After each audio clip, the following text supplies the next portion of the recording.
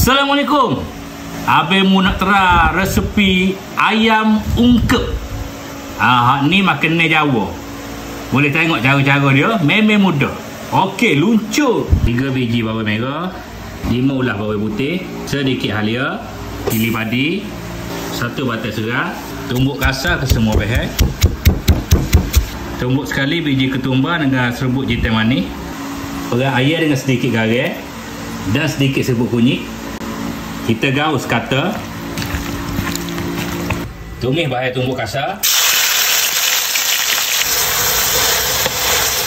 1 sendok kecil serbuk kunyit. Tumis sehingga pecah minyak. Masukkan air yang kita perak.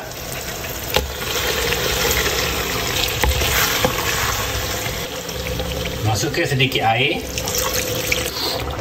Tutup 15 hingga 20 minit. Masuk separuh kotak sate.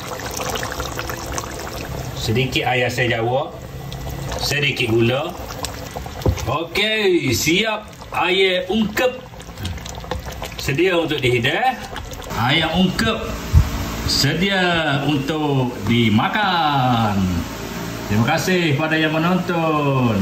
Assalamualaikum.